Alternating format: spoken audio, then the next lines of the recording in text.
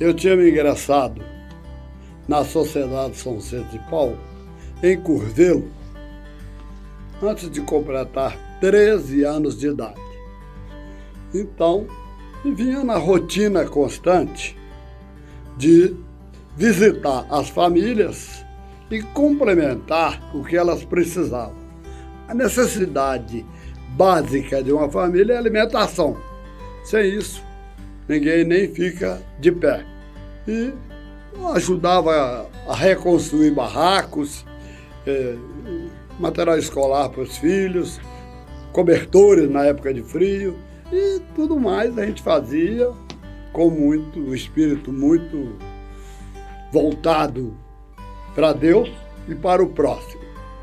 Quando eu me mudei para Belo Horizonte, por coincidência, fiquei sabendo de uma conferência vicentina que existia pertinho da minha casa.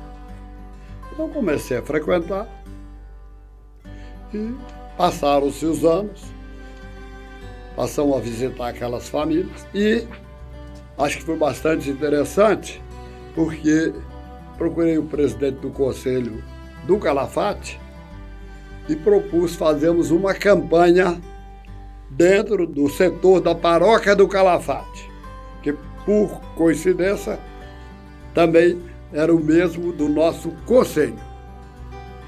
E senti muito ruim aquela situação de estar sempre fazendo a mesma coisa, levando mantimentos, e entrava ano, saía ano, a coisa continuava. Me lembro de uma conferência do Calafate que ia na casa de um atendido, antigamente nós chamávamos assistidos, para comemorar as bodas de prata, 25 anos, que a conferência estava ajudando essa família.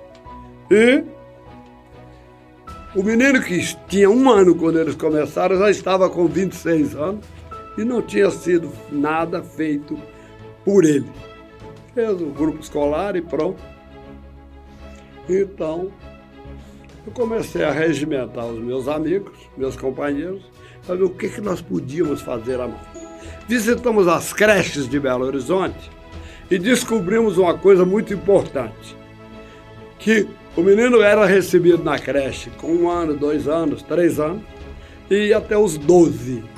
Os 12 estava na hora de tirar o menino, porque era a época do questionamento, era a fase da adolescência e o menino começava a responder mal às professoras, às freiras, aos educadores, etc.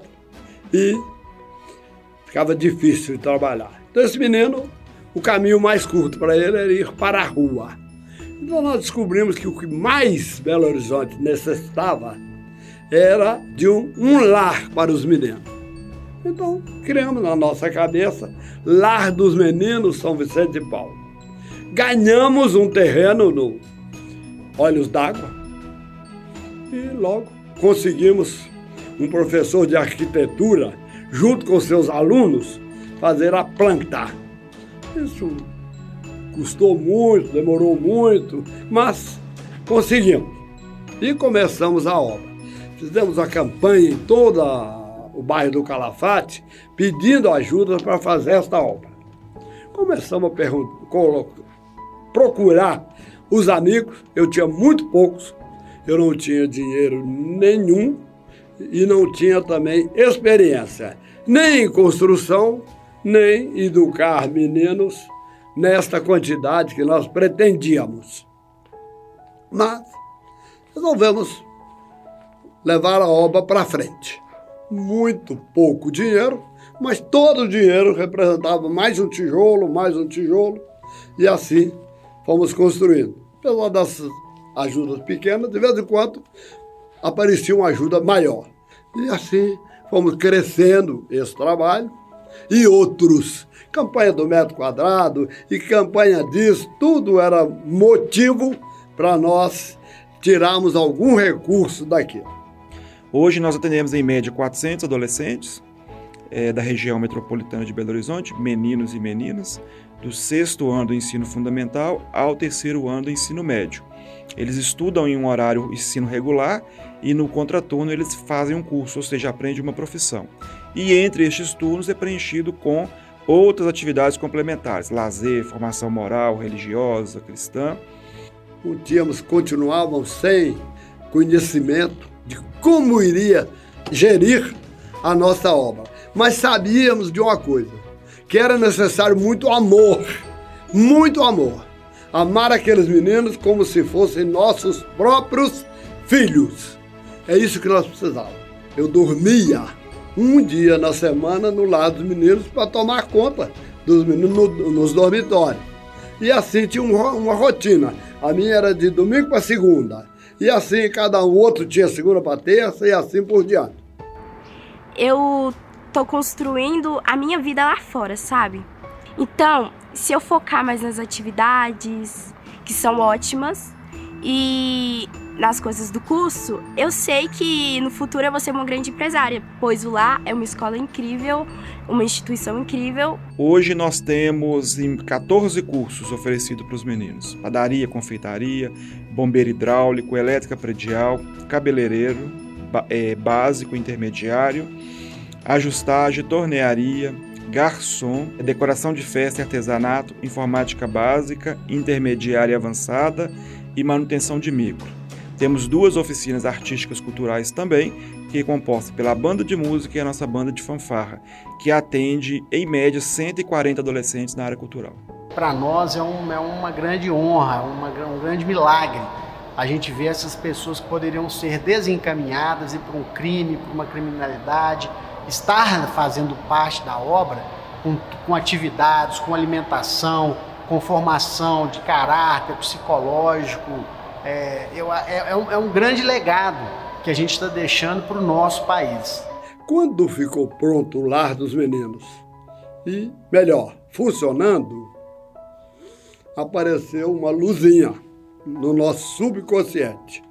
Em 1982, isto é, 8 anos depois, ou 6 anos depois, inauguramos o Lar dos Idosos.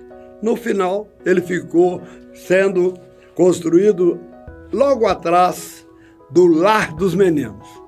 O Lar dos Idosos é onde se demonstra a maior compaixão. É ali que os idosos com carências afetivas, com carências múltiplas vindas muitas das vezes da rua, encontram ali um abrigo seguro, um abrigo de paz, com uma equipe hoje contando com mais de 90 funcionários, atendendo a cada um dos idosos como se fossem seus próprios pais. E para mim, morar aqui, para mim é uma dádiva, sabe? O porquê? Porque eu estou amparado, agora eu sou sozinho, mas sou muito bem acompanhado, sou muito bem tratado, o pessoal são nota 10. Tem médicos, tem sistema de enfermagem muito bom, a alimentação conforme o problema de saúde. O idoso tem muito problema de diabetes, de pressão alta e outros problemas, coração e etc. Então, ele recebe alimentação adequada. Nós fazemos uma sindicância, analisamos se realmente ele precisa deste acolhimento. Precisando, ele vem, passa pelo nosso médico, passa por toda a equipe técnica e aí a gente procede com o acolhimento. Eles têm aula de terapia ocupacional, grupo de oração toda quinta-feira, temos a missa aos sábados, temos festival de danças, mas eles têm atividades todos os dias e temos também a hidroginástica. Agora inauguramos uma piscina que o idoso entra de cadeira de rodas na piscina para fazer a hidroterapia. Então, coisa maravilhosa, coisa de primeiro mundo. Então, o esforço, a luta, não minha, de muitos colegas, muitos colaboradores. A inclusão de idosos no final de vida é para nós um dever de cidadão. Nós temos lá condições que muitos asilos que são particulares e que cobram não fornecem aos idosos que estão lá o que nós temos lá para poder oferecer. Então, tudo que a Divina Providência faz é com muito carinho, muito cuidado e com uma atenção assim que me impressiona muito. Logo depois do Lar dos Idosos, nós começamos a ter uma grande interrogação. Que pena, a obra é muito boa, mas é muito pequena. Todo ano nós recebemos 800 pedidos, podia aceitar 120 meninos e os outros voltavam, na sua maioria, para as ruas. Um dia, 9 de junho de 1992, tão pertinho de completar 30 anos, nós tivemos um pensamento, sem mais nem menos. Eu estava trabalhando na minha mesa de trabalho, quando surgiu um pensamento. Cidade dos Meninos São Vicente de Paulo. É isto que vamos construir no terreno de Ribeirão das Neves. Por que nós não pensamos nisso antes? Tudo prontinho assim. Chamei minha secretária da época, que aliás trabalha comigo até hoje, contei para ela e depois liguei para 2 amigos. Um me teve como presente, porque aquele é o dia do aniversário dele. O maior presente que eu podia ganhar na minha vida. O outro: você tá doido, você tá maluco, que é isso? Você já tá procurando sarna para coçar, porque você não tá dando conta de manter o lado do menino e o lado do outro, ainda vai inventar uma coisa desse tamanho, dessa magnitude. Eu falei, não, vai aparecer muita gente para ajudar. Ele falou comigo: olha, você sabe que eu sou um amigo muito sincero seu. Quando eu sou a favor mesmo, mas quando sou contra também, eu vou fazer uma campanha violenta contra você, com a sua família, com os seus amigos, para que isso não aconteça. Eu, não vai ser assim não. Você pode ficar tranquilo que as coisas vão ser muito mais simples do que você está falando. E comecei a propagar a ideia. Tive uma ideia, isso, aquilo, uns achavam bom, outros calavam, outros achavam ruim, mas foi assim. Um dia, a surpresa minha, este amigo veio conversar comigo sobre a cidade, querendo detalhes, mais isso, mais aquilo. Terminou sendo a pessoa mais importante para mim na construção da obra. Não só financeiramente, mas o mais importante, com trabalho. Engenheiro civil, administrador de obras, então foi excelente. Foi durante 6 anos, todos os dias não, mas 3 vezes por semana, a Cidade dos Meninos eu apanhava, voltava, apesar de ser diabético, com muitos problemas de saúde, mas boa vontade acima de tudo. Já faleceu, nós temos hoje uma escola com o nome dele, era o mínimo que a gente poderia fazer. Reinaldo Martins Marques, foi meu companheiro inseparável nessa luta desses 6 anos que ficamos construindo, e muito depois também ele continuava na diretoria, trabalhando, ajudando e vendendo as rifas, vendendo os convites de churrasco e tudo mais que era possível para gerar recursos para a obra. Então, foi muito interessante essa mudança dele, porque junto com ele mudaram também muitas pessoas a sua opinião.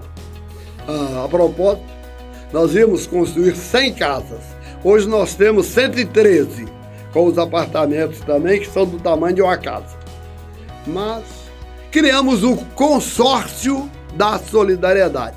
Esse foi um movimento fora do comum, uma verdadeira inspiração de Deus, que não tínhamos exemplo disso. Então, cada empresa ou construía uma casa, ou dividia com outra empresa para os dois construir uma casa, ou às vezes construía 2, 3 casas, ou então entrava numa turma de 10, 15 ou 20 companheiros, cada um dando um valor mensal durante 1 ano para construir a casa. Mas a ideia cresceu e frutificou de uma maneira fora do comum. Nós constantemente tínhamos 40 casas sendo construídas. Não importa, vai levar 1 ano, mas está ótimo. Estamos começando mais uma. Vamos começar mais uma. Já vamos terminar 3 ou 4 agora. Bom, a Cidade dos Meninos é que teve o lançamento da sua pedra fundamental em 1993, março de 1993, e já naquela época atendia os seus primeiros 48 alunos. E daí, cada ano, a partir da ampliação da construção, fomos ampliando também o atendimento a essas pessoas. Quem são essas pessoas? São jovens e adolescentes em situação de alta vulnerabilidade social da região de Ribeirão das Neves. E hoje nós atendemos no regime de internato e semi-internato 1.800 pessoas e mais 1.550 no regime de externato. Ou seja, hoje nós temos um público de 3.550 alunos na Cidade dos Meninos. É muito comum encontrarmos pessoas dos diversos segmentos da sociedade nevense. Ao conversar com ele, eu fui aluno da Cidade dos Meninos, seja da Polícia Militar, seja do organismo público ou dos diversos setores. E a Cidade dos Meninos vem proporcionando a esses jovens a formação acadêmica, a formação profissional, a formação moral, a formação espiritual, a formação esportiva e cultural, quando nós entendemos que esses valores são importantes para formar o cidadão consciente do seu papel e poder, assim, com dignidade, conquistar o seu espaço no mercado de trabalho e na sociedade como tal. Me ensinaram bastante coisas e eu sei que ao sair daqui, no final do ano, sairei uma pessoa mais construída, com muitas convivências, muitos aprendizados, que graças à Cidade dos Meninos sei que lá fora vão me ajudar muito. A Casa da Juventude é um setor que ele interage com todos os setores. A nossa rotina ela começa no domingo, a partir das 17 horas, quando a gente recebe 280 jovens. Então eles chegam à noite, vão para casa, se organizam e aí na segunda-feira de manhã a gente recebe os alunos que passam o dia conosco, que é do regime semi-interno. E totalizando hoje 1.693 alunos. Deus ajudou, tudo foi acontecendo, na maioria das vezes, por milagres.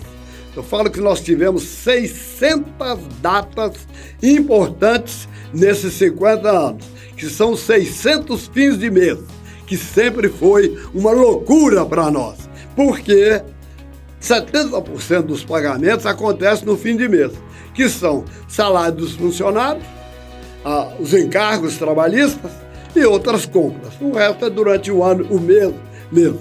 Então, era dificílimo enxergar um fim de mês. Dia 30 para mim era uma coisa absurda, horrorosa, etc. A instituição agrega muito a toda pessoa que entra aqui. Nós temos disputado algumas competições, o que motiva muito os adolescentes. Nós participamos dos jogos escolares, de competições organizadas pela Liga Mineira de Judô.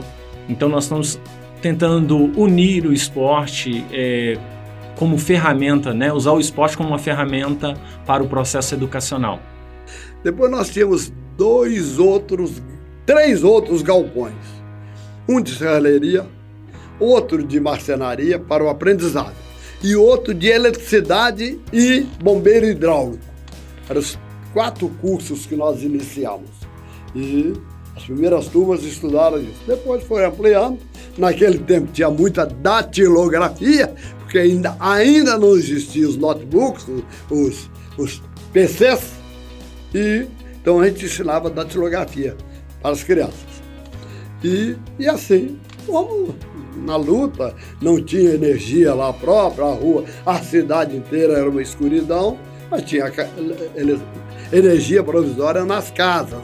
Nós já entregamos até agora, não somente lá, mas junto dos centros de formação profissional que nós construímos em seguida. 564 mil alunos, nós tivemos a felicidade de formá-los para exercerem uma profissão, ganhar dinheiro dignamente, honestamente e, dessa forma, formar um cidadão e um cristão. Sempre foi nossa preocupação e estamos conseguindo, com as graças de Deus, cumprir essa meta, essa missão. Mas pessoas perguntam, como é que vocês administram a cidade dos meninos? Como é que é? Tem carne todo dia para os meninos? Tem isso, tem aquilo? Olha, é mais ou menos, como você sabe, criar uma família. Tem um filho, 2 filhos, 5 filhos, não importa. O que a gente tem, a gente dá. Nunca a gente vai negar uma coisa para o filho. Então, é dentro desse propósito. E hoje nós temos muitos netinhos, porque só no centro infantil, de 2 a 11 anos, nós temos 1.000 crianças. Agora, triste, nós temos 3.000 meninos na fila de espera e temos capacidade construtiva, ociosa, para receber mais 1.000 alunos. Nos entristece não ter as condições. Mas estamos trabalhando para conseguir mais padrinhos. Se Deus quiser, isso vai acontecer e cada menino que nós podemos receber, nós recebemos. A gente tem um processo seletivo, onde a assistente social ela faz o trabalho com as famílias. As crianças, para entrarem no centro infantil, a gente olha a questão da renda, vulnerabilidade social.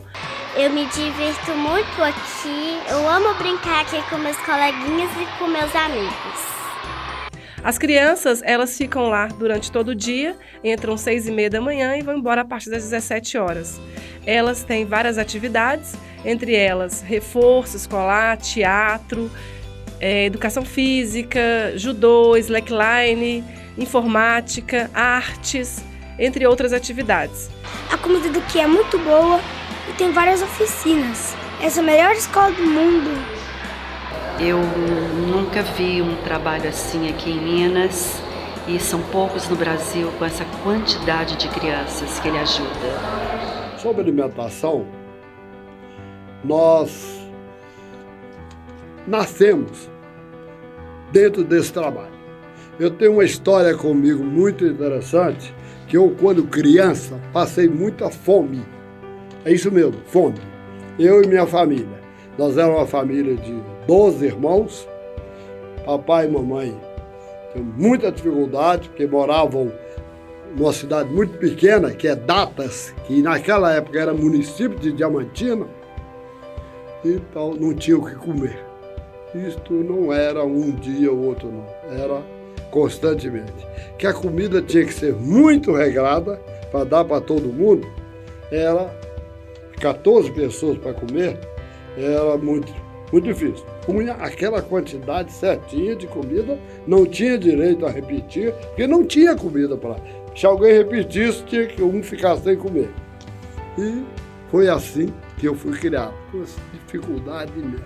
Então, eu conheço o problema de fome, não por ter visto na televisão, um documentário, ou lido numa revista, ou assistido um filme, nada disso. Eu conheço porque eu senti profundamente essa questão de fome. Então, mais do que qualquer outra pessoa, eu tenho obrigação de sentir a dor que o pobre sente quando não tem algo para comer. Então, foi assim que eu sofri até os 11 anos, talvez 12, e enfrentando essa dificuldade enorme, mas então nós sempre preocupamos na sociedade de São Vicente de Paulo com a alimentação. O trabalho sempre foi levar uma cesta básica. E na Divina Providência nós sempre tivemos isso. O programa alimentar ele veio para atender as famílias em situação de vulnerabilidade social. São famílias que vivem com uma renda per capita de R$ 190, tanto na região metropolitana de Belo Horizonte como no Vale do Jequitinhonha. Atualmente a gente atende 1.100 famílias, envolvendo 6.000 beneficiários. O programa está há 1 ano funcionando e a gente tem uma lista de 1.000 famílias esperando entrar no programa. A criança que vai lá e frequenta, apesar de passar o dia lá, receber as refeições necessárias, não é? Às vezes a família é tão desestruturada e ele também ajuda a família com uma cesta básica ou com alguma orientação. Então isso tudo é impressionante. E além disso, se os pais não têm emprego, ele, através dos cursos profissionalizantes, muitas vezes qualifica esses pais para que eles possam ter o emprego. Então o trabalho é completo. Nós vimos que o grande problema do jovem não ter um futuro significativo era a falta de conhecimento, a falta de saber executar, saber fazer. Então, nós criamos os Centros de Formação Profissional, onde o aluno, não importa que com 15 anos, 18, mas com 20 ou 30 ou 40 anos, faz o curso conosco. São 3 meses de curso de 4 horas por dia. Muito bons, dão uma condição muito boa. Depois, a Central de Empregos garante o restante, porque trabalha para colocar no mercado de trabalho este jovem, esse adulto. Também temos um trabalho com o jovem aprendiz. E esse é o papel do Sistema Divina Providência, criar oportunidade para que as pessoas possam viver com dignidade e a partir do seu próprio trabalho, gerando renda para sustentar suas famílias. Fazemos essa capacitação profissional e, paralelamente, fazemos um encaminhamento para o programa do Jovem Aprendiz e também o programa alimentar, qual nós trabalhamos em conjunto. Atualmente, nós atendemos em média 600 jovens, estamos presentes em 3 cidades da região metropolitana, Belo Horizonte, Ribeirão das Neves e Santa Luzia.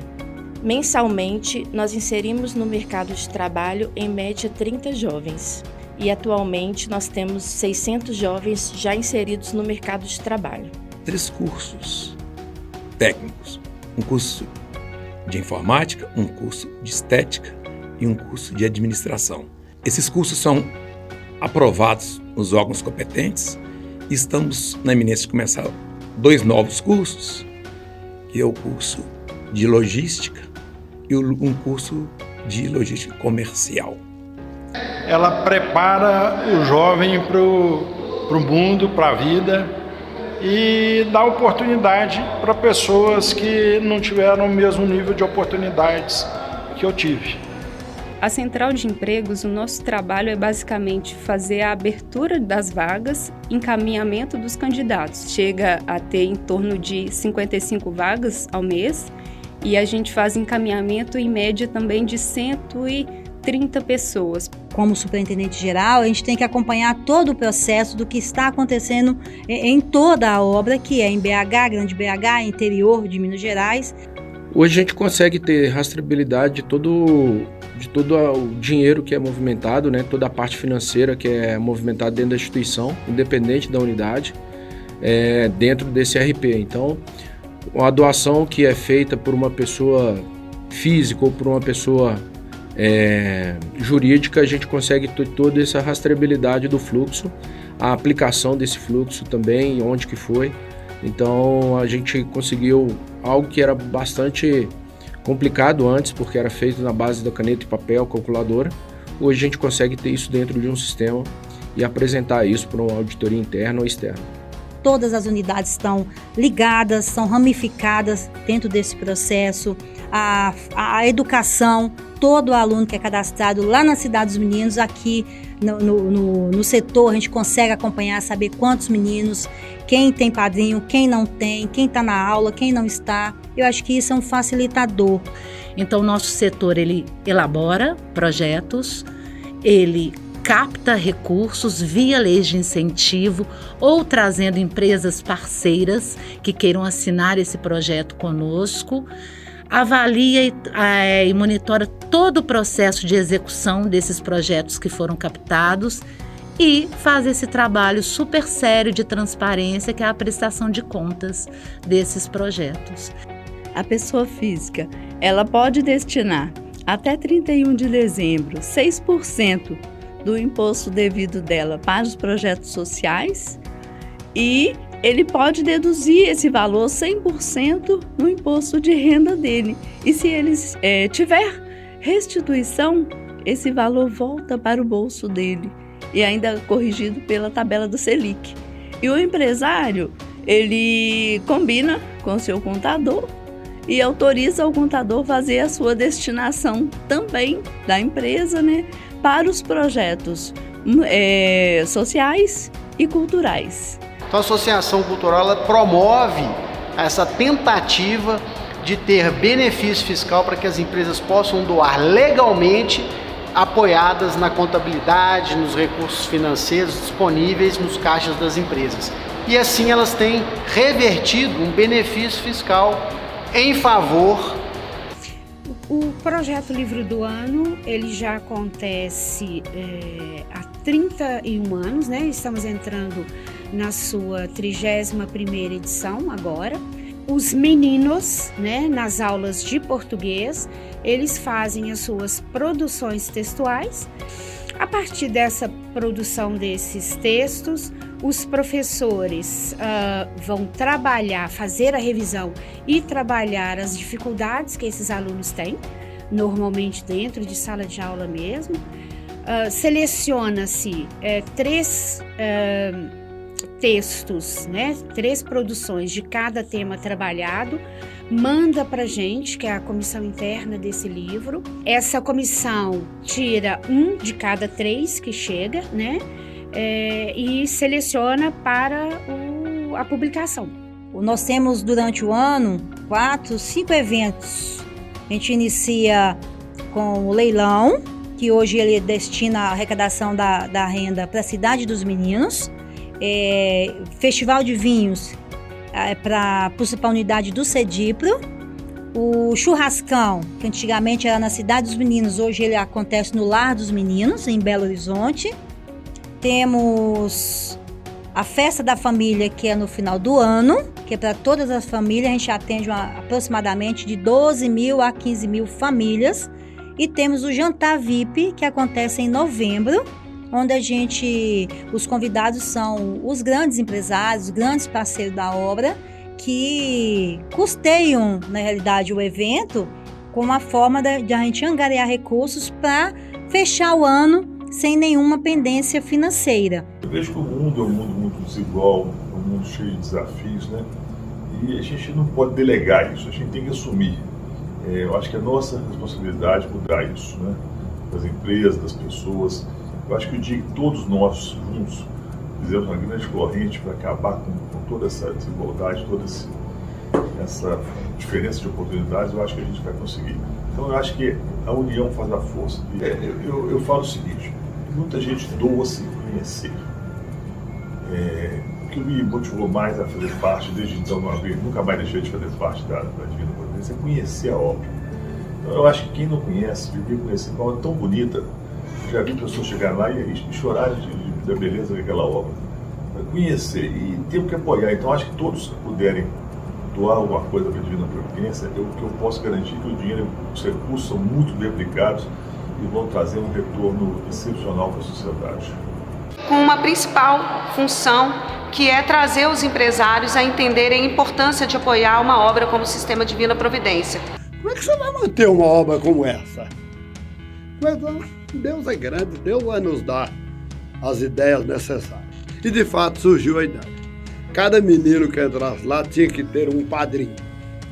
E nós saímos à busca dos padrinhos. E temos adotado esse sistema até hoje com muito sucesso.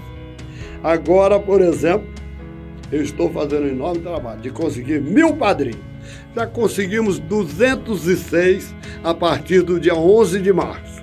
Não é tão fácil. Um padrinho de um salário mínimo não é tanta gente que tem o valor disponível todo mês. Eu gosto de dizer que eu não quero a instituição com dinheiro sobrando em caixa definitivamente. Porque quando sobra dinheiro, faça um punhado de besteira. Faça uma quantidade de coisa que não precisava de fazer. Mas como o dinheiro está sobrando, se faz. O melhor é ter um orçamento equilibrado. Nós vamos gastar 3 milhões esse mês e temos 3 milhões para entrar. Ou temos 2.800, precisa fazer um festival de vinho ou alguma coisa para completar. O ideal é isso. Não a gente ter um mundo, dinheiro no caixa. Todo o dinheiro que a gente tiver é pouco, porque para gastar é muito mais fácil do que para ganhar. E o padrinho é uma referência para nós importantíssima. É aquele que mantém um menino. Mas nós temos padrinhos que mantêm uma casa com 16 meninos. Nós temos padrinho que mantém 3 casas com 48 meninos. E até temos padrinho com 5 casas que dá 80 meninos. Então, mas temos muito de um salário, temos muito de meios. E nesse muitos, ainda faltam 1.000, 2.000, porque nós ainda temos 1.000 vagas para abrir. E a gente gostaria de fazer isso o mais rápido possível. Por que é importante a figura do padrinho? Porque é um dinheiro certo que entra todo mês. Tem o dinheiro? Ninguém sabe guardar dinheiro, ninguém sabe como é que aplica dinheiro. Isso para nós nem existe. Nós fazemos questão de fazer um depósito todo mês, e tem muitos meses que a gente não consegue, da reserva de férias e 13º salário. Porque o funcionário tem direito no fim do mês, ele já está esperando isso, já está contando com isso. Nós não podemos cometer esse dissabor para ele. Não tem dinheiro esse ano para pagar férias nem 13º. Isso não é brincadeira, isso é coisa muito séria. Além de ceder o espaço, a Divina Providência, ela encaminha pessoas para a instituição, para ser tratadas. Né? A gente tem as nossas reuniões mensais que, né, pela experiência da Divina Providência nessa ação social, que ela já desenvolve aí há 50 anos, né? A gente tem aprendido muito com eles, em todas as áreas. Com a entrada do Sistema Divina Providência, a gente conseguiu então a parceria com a Prefeitura, que antigamente era feito somente com a ajuda da Igreja Católica, hoje conseguiu já um programa, uma parceria diretamente com a Prefeitura. A criança fica lá em horário integral, tá? São crianças de 1 a 5 anos, ela entra às 7h30 da manhã e fica até às 4h30 da tarde. Ela entra, toma o café da manhã, almoça, faz o lanche da tarde e ainda faz um jantar ainda para poder sair às 4h30 da tarde. Mais importante para mim é saber que a hora que Deus quiser, Ele vai me chamar. Mas, tão importante quanto isso, é eu ter um vislumbre de que a obra vai continuar. Porque nós fomos colocados nesse trabalho, a obra não é nossa. Nós, às vezes, falamos com grande arrogância, não pode fazer isso, não pode fazer aquilo. Não tem nada disso. Quanto mais carentes, mais donos da obra são. E ela é, acima de tudo, de Deus. Nós estamos aí por um determinado tempo, vivendo esse problema para servi-los. Só isso. Então, se cada um pensar bem, meditar bem sobre esse ponto, primeiro, nós já estamos recompensados grandemente por Deus, só dele já nos dar esta oportunidade de servir. Isso já é uma coisa maravilhosa. Segundo, reconhecemos que nós não fizemos nada. Foi Deus que fez tudo e nós apenas entramos como servos. O Evangelho fala de servos inúteis. Nós não temos utilidade nenhuma, mas Deus pode tirar proveito até disso. Eu acho que Ele tira da minha incapacidade, Ele tira e de muitos outros. Principalmente se nós tivermos humildade para entender isso, entender, na verdade, que não foi eu que resolvi esse problema. Foi Deus que resolveu esse problema. Colocou a solução nas minhas mãos. Na maioria das vezes, o que acontece é isso. O que é que eu posso pedir, sugerir aos nossos companheiros? Quem tem condições de tempo para ser um diretor de obra, cada um dedica o que pode, cada um dedica o que tem, ninguém é obrigado a pôr dinheiro, ninguém é obrigado a dar seu tempo, se ele não tiver. Tudo que nós damos para Deus foi Deus que nos deu. Então nós estamos apenas devolvendo um pouquinho daquilo que recebemos de Deus. Segundo lugar, as pessoas que têm recursos, eu vejo que pessoas maravilhosas. Outro dia um amigo, eu vou manter uma casa, mas com um coração, uma coisa fora do comum. Outro dia eu recebi umas ações de uma empresa antiga dessa pessoa, e então perguntei para ele, quanto que vale isso? Ô Jairo, é uma vergonha, isso é uma empresa paralisada nossa, que não vale R$100 esse valor. Mas eu vou te falar o seguinte, eu vou te mandar esse dinheiro que tem e vou te mandar, além disso, 500 cobertores para as pessoas que estão fazendo frio. E como é que é bonito a gente ver isso, a pessoa doar isso de coração aberto, não é forçado, não, assina aqui, assina esse cheque, não tem nada disso. Há pouco tempo uma pessoa me procurou, ô Jair, eu fiz um negócio muito bom e quero te dar uma ajuda. Ô fulano, na verdade, eu te chamei aqui que nós tínhamos uma conversa anterior e você falou que se você realizasse esse negócio, me deu cheque de R$1 milhão. Foi o que possibilitou terminar a construção da escola. A escola estava paralisada desde 2016, sem um centavo para fazer nada. 2014, 15, 16, o dinheiro acabou. Aí, em 2020, nós continuamos. Ele terminou me ajudando com R$1.850.000. Agora a escola está pronta para 2.000 meninos estudarem. 1.000 de manhã e 1.000 à tarde. São pelo menos 40 salas de aula, 25 alunos em cada sala, com conforto. Até 30 pode se pôr, mas a gente quer dar um ensino bom, então é melhor 25, porque o aluno pode receber melhor atenção do professor. Então, todos são convocados a ajudar, cada um dentro da sua posse, cada um dentro da sua possibilidade. Com toda certeza, vocês não vão arrepender, porque esse dinheiro gasto com ajudas é como aquele que o agricultor acha para plantar. Pega um saco de milho e planta. Em vez dele colher um saco, ele colhe 30, 60, 100 sacos de milho. Daí, 3, 4 meses. Então é isso. Nós temos que entender que isso que nós recebemos é de Deus. E que se a gente devolve para ele com muito mais condições ainda, devolve para nós com juros e correção monetária. Olha, nós fazemos livros, revistas, documentários como este, porque nem todo mundo tem tempo para visitar as obras. Mas quem tirar um pouquinho do seu tempo para passar um expediente conosco, para ver com os olhos próprios, não vai se arrepender.